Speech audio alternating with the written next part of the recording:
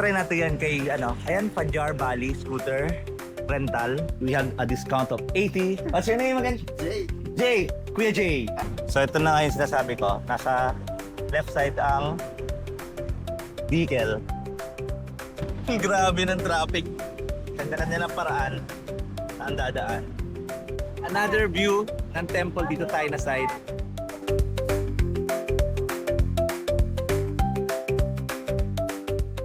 What's up mga pops and mga mamshis? So good morning. And today is our official first day here in Canggu, here in Bali. And right now, nandito tayo sa front ng ating hostel, roommate hostel. And later na lang yung ating property tour and room tour, hostel tour.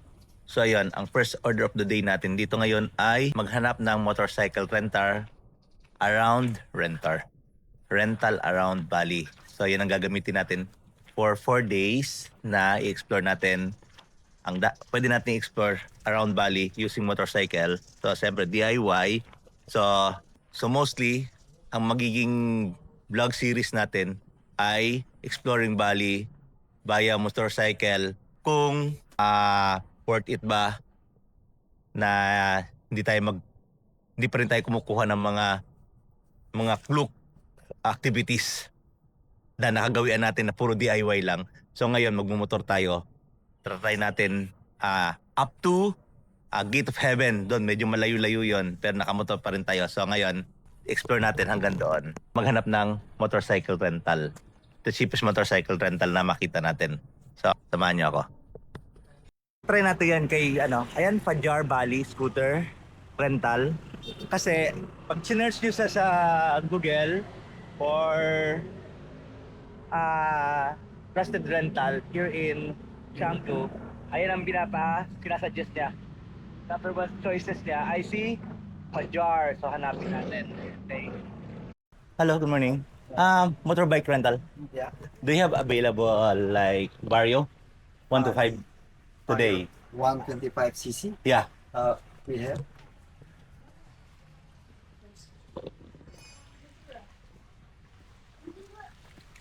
How much per day for I have to rent it for around 4 days? This price. This price for Faro is Around 90. 90,000 rupiah a day. Okay, I'll take it. So like this model. Yeah. Where's the Vario? This Faro one. This one, like that one. Okay. You look for the bike plus. No, This. I'll get it. Yeah. Just to make sure that it don't have like it's good in condition, right? Yeah, it's good. I mean, that means you have to make sure try check the brake everything before you use the bike. Okay.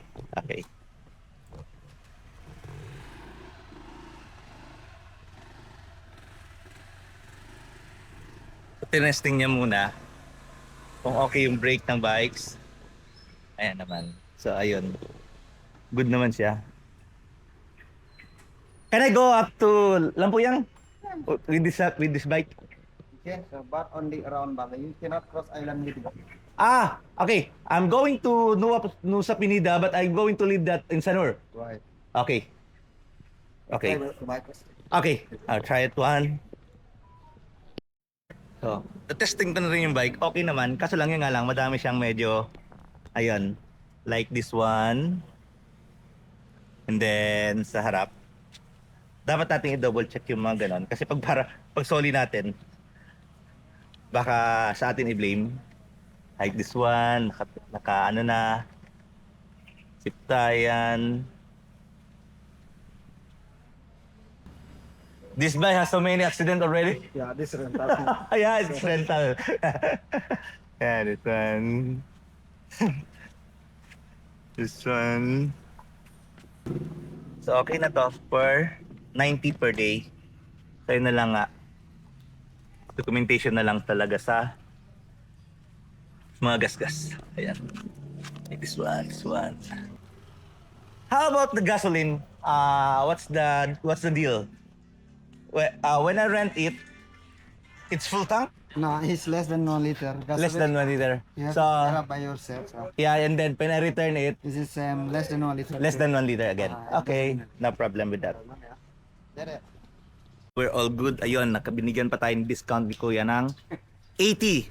We have a discount of 80. What's your name again? Jay. Jay. Kuya Jay. Hi. And to say Kuya.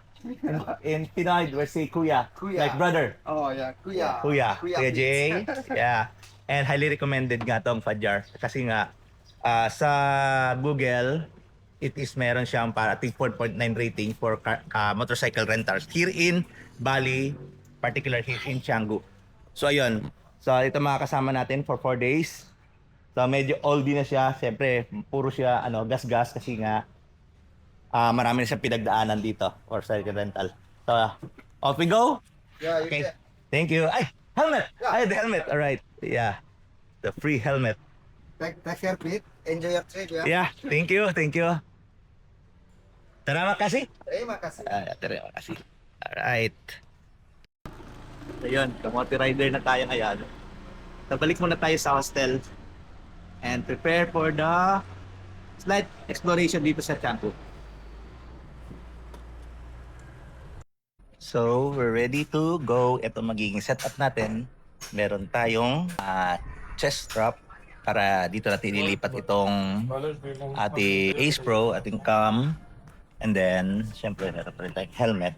And then, meron naman siyang cellphone holder, yung mismong motor.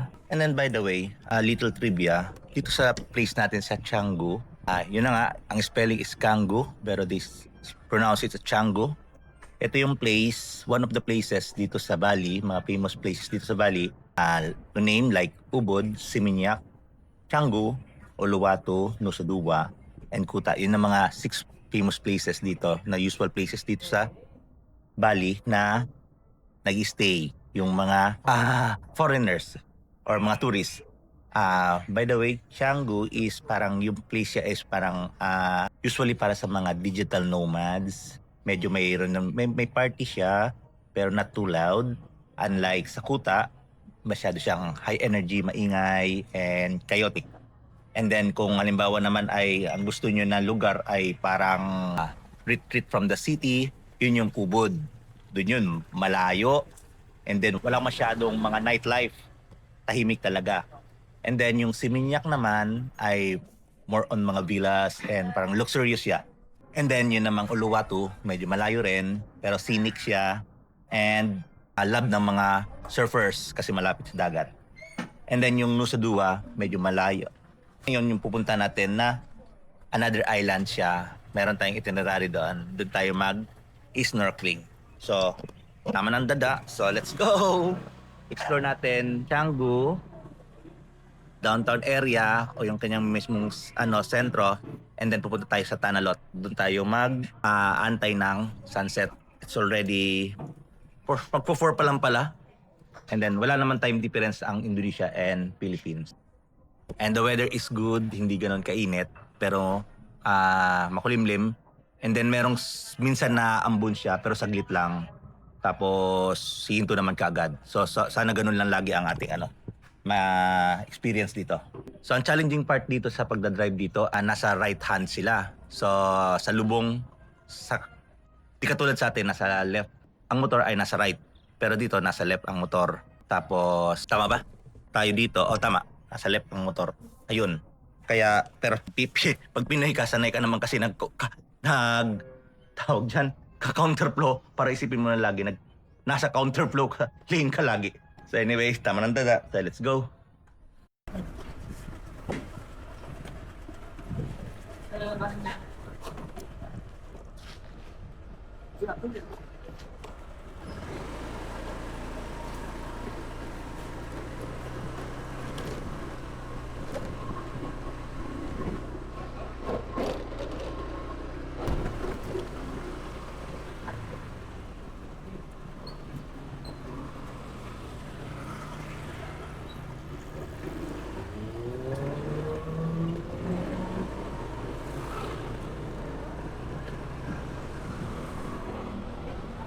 So ito na nga yung sinasabi ko, nasa left side ang vehicle.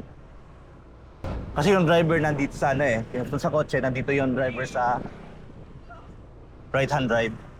So tayo nasa left side of the road. Okay, para ka na naka-counter to.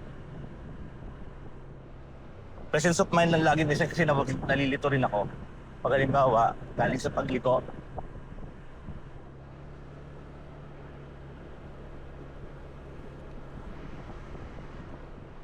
let's explore Bali!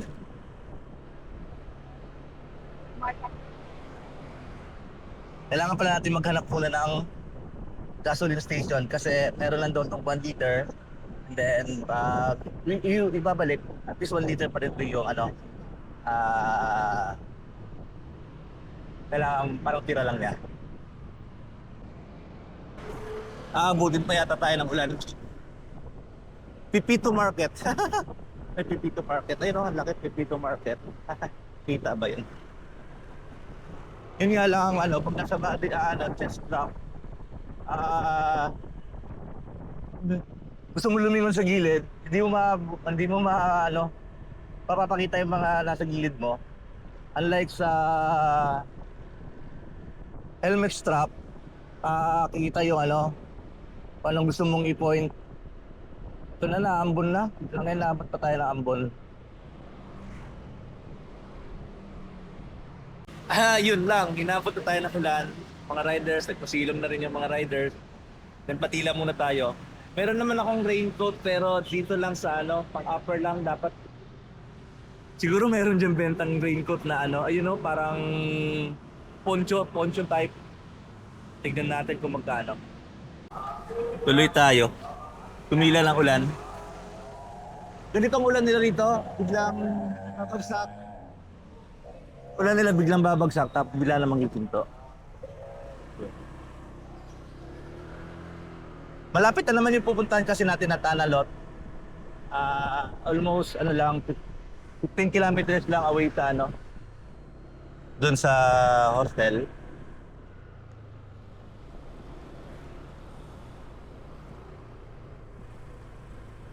So, may traffic na. Kamote mode. Tayo.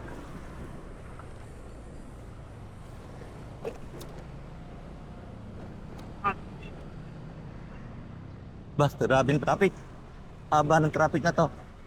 Ang ganda sa dulo.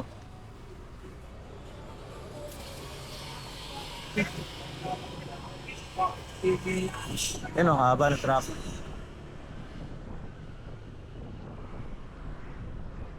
Underflow lang.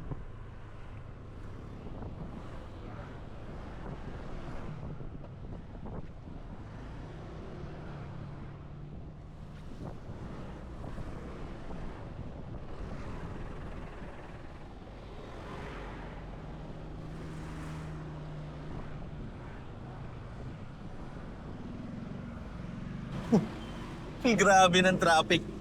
Kanya-kanya ng paraan ang dadaan. Ayan. Isa nga pala sa worst traffic dito sa Canggu. Pero yung traffic niya ay ganito na ano, hindi katulad ng yung sa Vietnam talaga or sa Ho Chi Minh, yung ganyan, or sa Saigon, na grabe yung motor. Dito, medyo manageable pa rin. Traffic lang talaga.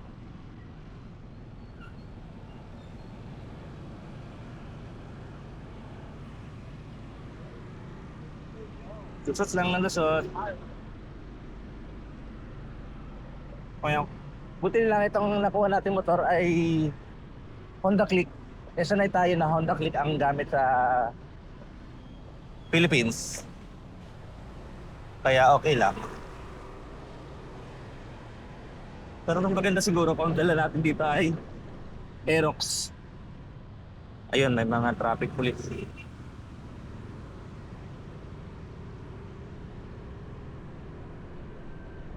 Doon lang pala nagka-traffic dito, maluwag na kaagad to. Oh, yun. Nagta-traffic siya pag may traffic police. Pag wala namang nagta-traffic, diretso-diretso naman. Ayun, ulit. Eto, gasoline station. Karga muna tayo. Kung muna magkano kaya ang timpla. Alam mo, 2 liters lang muna ikakarga natin. Try natin.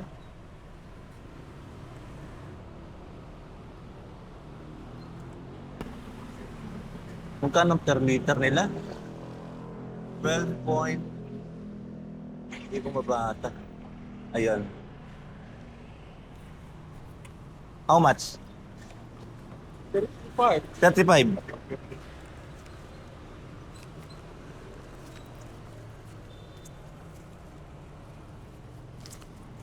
$30.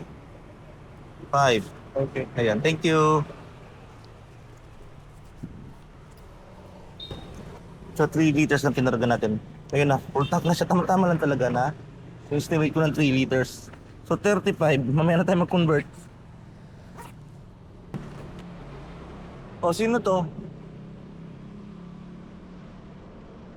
Mayroong mascot ng ano, ng gasoline station. Okay. Okay. Let's go, full tank na tayo. And further dito, salamat datang di sa buwit. Kaya meaning nun. 4 kilometers away na lang tayo. Ito na ang ano, province like na siya.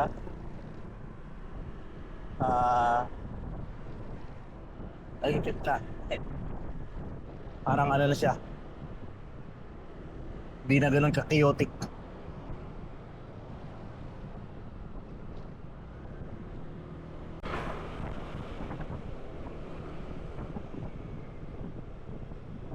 Maraming ganyan dyan sa kanila, ayan oh. Mga parang, temple, di ba? Temple pala yun. Maraming ganun. Mga privately owned na temple. Ito rin yung mga ganito, ayan. Mga ganito.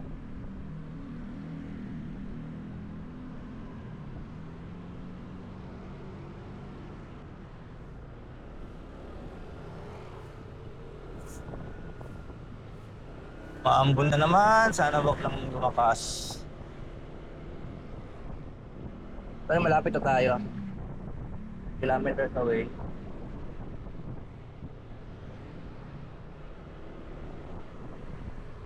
May nakasay naman mga ganang tanalot, mga ganyan. Pwede yung gamit na natin ay Google Map. Basta make sure lang na mayroon kayong data.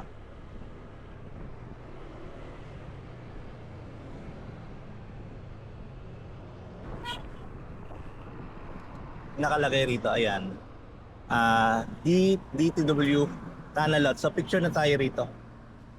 Sa entrance na to kasi baka madilim na mamaya. Okay, diretso na tayo.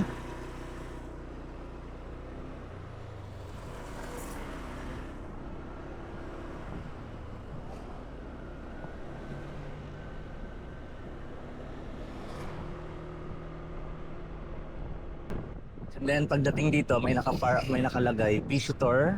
I don't know kung mayroong entrance to. Diretso tayo. Salamat kita. Tanalot.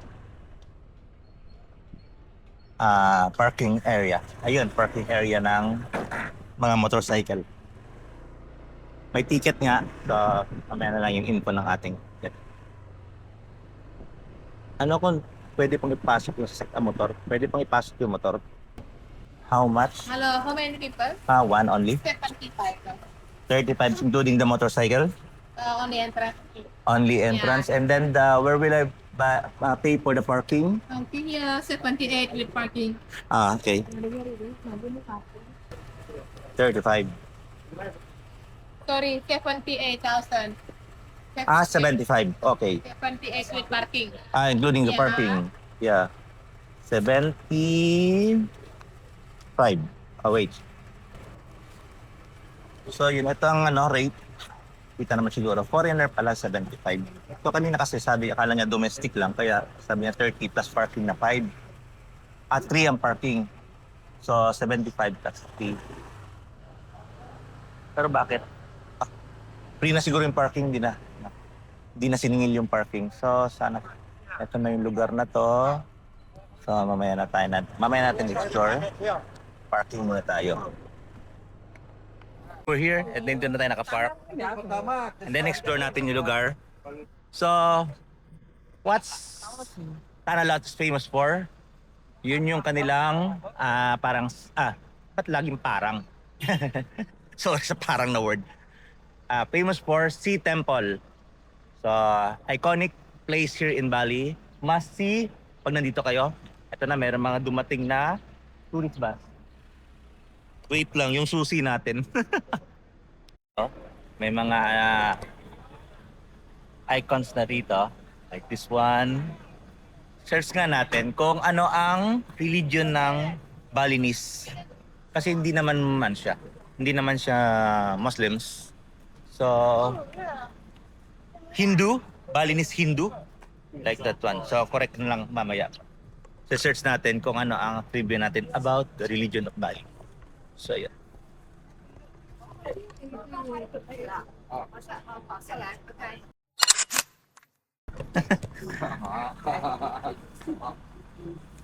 So, proceed tayo daan sa loob. Tanalot Ketchup Dance. Every 6:15 p.m. Get ticket here. Thank you. Thank you. So, yun pala yung ticket. Papakita rito. And then yung sinasabi ko kanina na Ketchup Dance ay sa Uluwatu natin yun gagawin.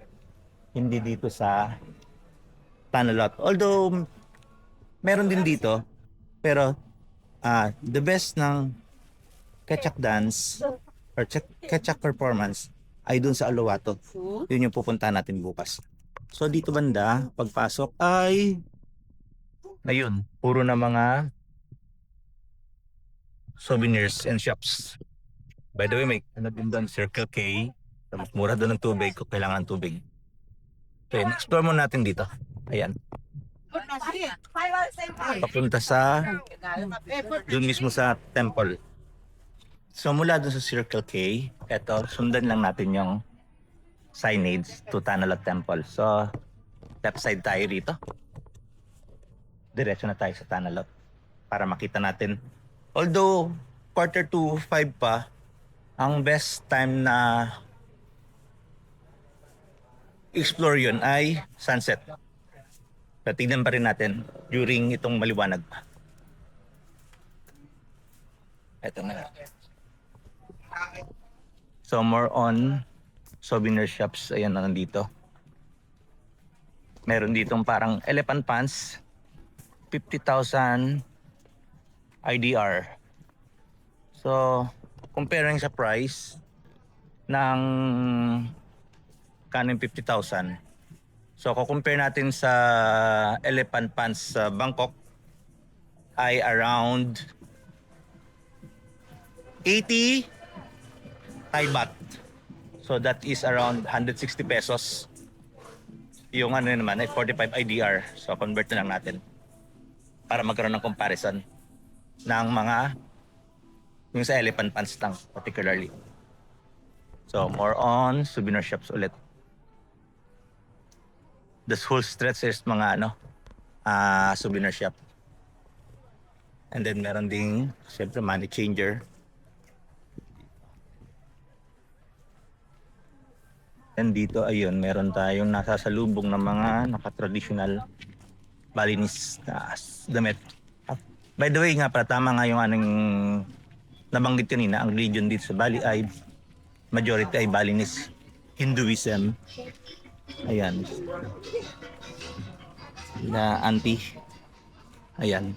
Ganda ng entrance dito. Dito maganda magpa-picture. So tayo, hindi naman tayo picture doon. Footage na lang. Then ganyan lang tayo. Ayan na. Okay. Tapos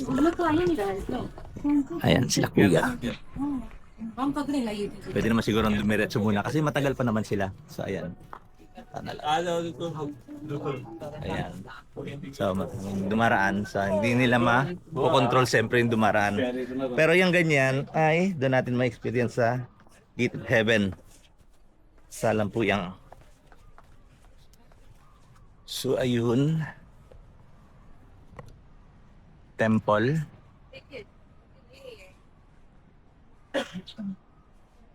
Tingnan lang natin sa loob. Wala namang nakalagay na bawal, pero tanggalin natin yung sombrero. And then yan, napakamakulay ng Balinese Hinduism kasi meron silang mga tradisyon na Like yung magto-total blackout. And then may mga doggies na papahinga. So, ayan. And then dito, ang ganda ng view. Ayan. Pwede pumunta hanggang doon sa tabing dagat. So, explore natin doon. Hanggang doon. Dito. Ayan. And again, eto na may part pa rin dito na pwede magpa-picture. Gate of Heaven. Ayan. Marami silang parang ganito na structure. Yung mga Gate of Heaven. So, marami kayong pwedeng picturean na hindi naman kayo nakikipagsiksikan doon. Dito ang ganda ng ang ganda ng itong Gate of Heaven na to. Ano ba yun? Tailong. Ayun, kasi ang magiging background mo ay yung dagat. Ayan. The Gate of Heaven. Ayan. I think dito natin i-explore pababa.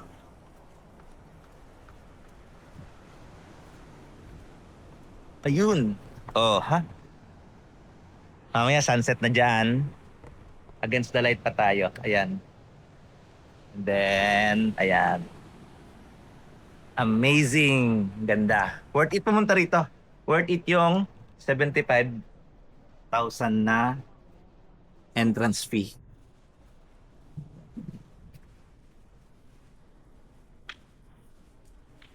Dito naman ay no entry. Nakalagay no entry kasi siguro dito ay sacred or meron sila diyang gap to perform na rituals. No entry. So yun, dito siguro dito mamaya yung ketchup dance. Ayan. Yeah, watching ketchup. Yeah. Kaya mamaya dito. Ang schedule at what time? 6:15. 6:15. Sure. 6:15 p.m. How much? 100,000. 100,000 for the ticket. Thank you.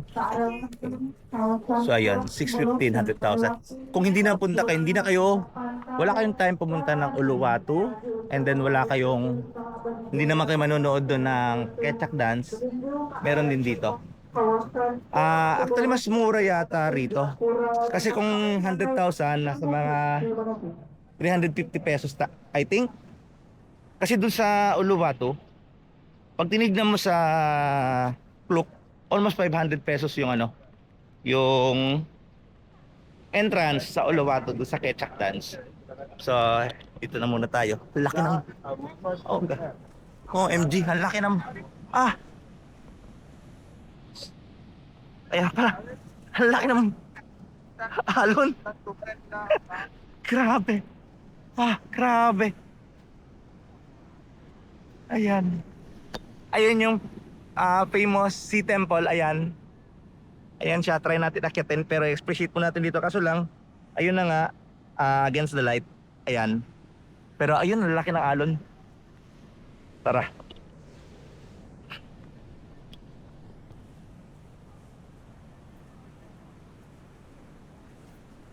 Ang galing.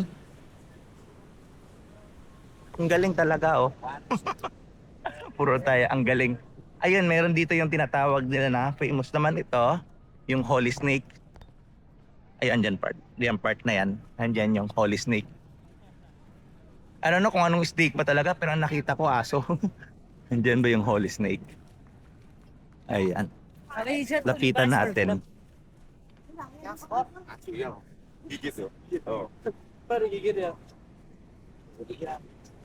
Ayan. Holy Snake. So wala ka naman makita rito sa Holy Snake maliban sa signage, and literally wala yung snake. O baka nandun, ewan lang. Ano ba yan? Wala naman. So, sabi lang na Holy Snake, pero wala naman ako nakitang Holy Snake. So okay. Hindi pwedeng akyatin ang temple. Mayroong gate. Pero bakit may nakita ako ng mga ibang siguro devotee yan or Oo nga, devotee nga tawag doon. Ayan, kaya nasa taas sila. Andit. Tingnan nga natin bakit ba? Bakit parang pwede? So ayun na nga, bawal nga siyang akyatin. Ang nakalagay dito ay entry for worshiping only. So para lang sa mga devotee. Yan. Dito ano yung kanilang kakaguluhan, Holy Spring Water. Yan. Dito. Ayan diyan. Pwede ka magpa-bless. Ayan. Kapila sila. So, familiar ka sa religion na yan or sa ritual na yan, pwede kayo doon. Ano ba yan? Actually, papakyatin sana niya ako. Kasi binuksan niya eh. Akala niya siguro lokal ako. Ayan, bubuksan sana ni Kuya yung harang para lang makapagpa-picture hanggang dyan. Pwede pala umakyat hanggang doon. Ayan o. Pwede umakyat hanggang doon para magpa-picture. Tapos hanggang doon lang sa gate, yun naman sarado na talaga. So pwede rito. Sa ibabaw na yan. Ayan. So, sa ibabaw pala nito, yan o. Ayang ibabaw. Yan, pwedeng tumambay dyan. And then overlooking na rito. Grabe talagang ang alon.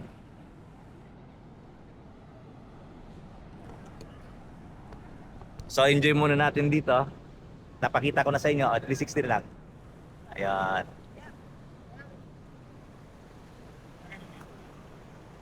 Ayan. And then yung temple. Yan yung dagat. Okay. Another view ng temple dito tayo na side. Pero tayo pinatungan dito na bato. Yung malapit sa malapit sa dagat mismo. Dito yung mahampas talaga yung tubig. And then ayan na yung temple. So dito ko na-end yung ating series na to. Medyo mataas-taas tuloy kasi nagkahalo-halo yung ating I thought ang ma-explore na kasi dito sa Tanalot. Yun lang sunset. Napaka-amazing pala ng lugar na to, kaya tuloy na lang natin. Parang ang sa series na to, yun nga, mula doon sa ating slight property tour, and then yung how to rent a bike, how simple is to rent a bike in Bali, and then yun na yung ride natin, exploring yung Canggu, and then itong Tanalot. So, sana nag-enjoy kayo and sana napanood nyo ang yung mga previews pa natin and itong buong series na to. And marami pa tayong upcoming pa ng mga ganap dito sa Bali. This is only our first day pa lang. So, kung nakatulong tong video na to or may mga plano kayo, may mga friends tayo, mga paps and mga mamsis na planong explore ang Bali para makita what to expect dito sa Tanalot. And then, please like and share. And kung hindi ka pa nakapag-subscribe, please subscribe sa Papa Pets TV para naman mag-grow yung channel natin. So, that's it for now. So, hindi na natin hintayin yung sunset. Kasi nga, it's still 5 p.m. Baka 6:15 pa yon. So, balik na tayo dun sa hostel. And so, salamat mga paps and mga mamsis. So, Papa Pets TV out.